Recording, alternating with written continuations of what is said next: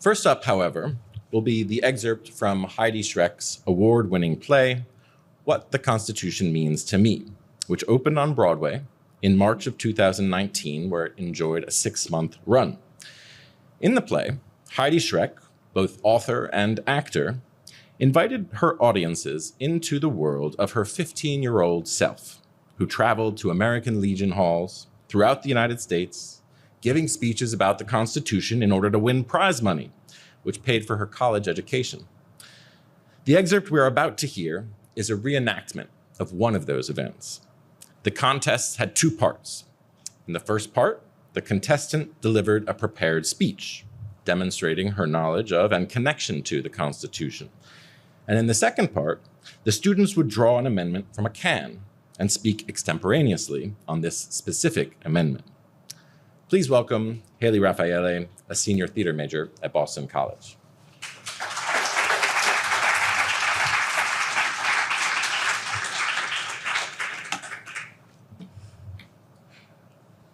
The Constitution is a living document.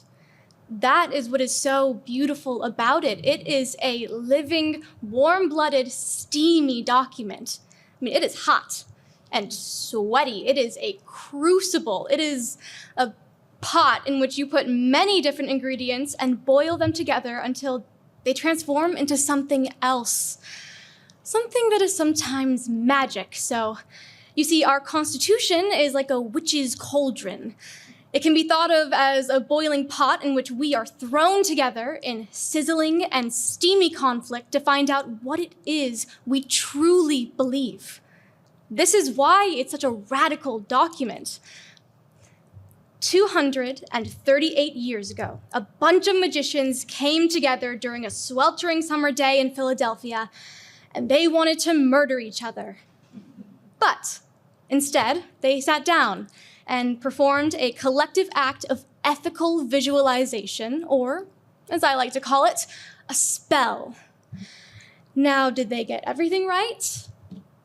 No, but that's what amendments are for, aren't they? And that's why I like to talk about the most magical and mysterious amendment of them all, Amendment 9. Amendment 9 says, "The enumeration in the Constitution of certain rights shall not be construed to deny or disparage others retained by the people."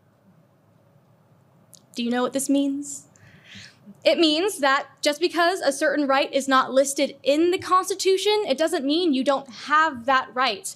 The fact is, there was no way for the framers to put down every single right we have. The right to brush your teeth, sure, you have it, but how long do we want this document to be?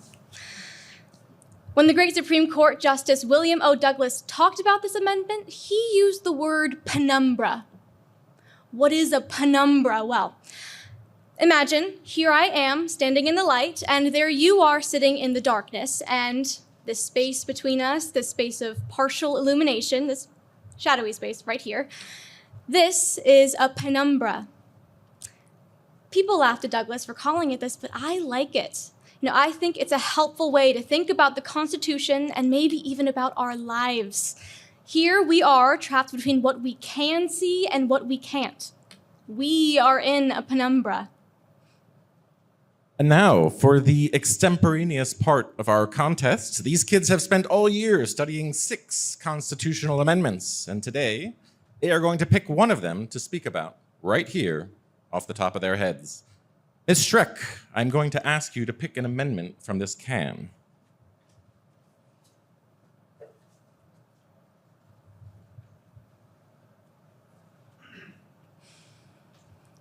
The 14th Amendment, Section 1. All persons born or naturalized in the United States and subject to the jurisdiction thereof are citizens of the United States and of the state in which they reside.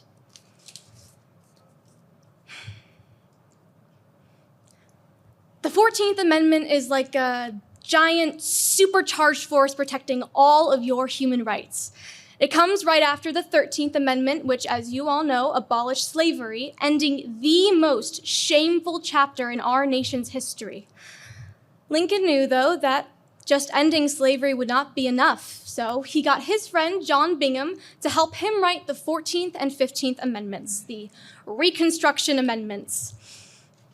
These amendments made the newly freed slaves citizens, guaranteed them equal protection under the law, and protected their right to vote. This amendment was a huge force in the civil rights movement. It facilitated the desegregation of schools, buses, and hospitals, although that would take almost 100 years more. I want to emphasize that this amendment guaranteed equal rights only to men. Black women were not given these rights. No women were given these rights. Native American rights never even came up. Even Lincoln was trapped in a penumbra on that one. Clause 1. Any persons born on U.S. soil and subject to the jurisdiction thereof are citizens of the United States. One tricky thing about this clause is that it doesn't say anything about how immigrants can become citizens. It leaves it up to the whims of lawmakers to decide who they think is a good immigrant or a bad immigrant. My dad says that this is called the penalty box of democracy. Sometimes you have to wait for things. Sometimes it's better to fix one bad thing than to try to fix two bad things and fail.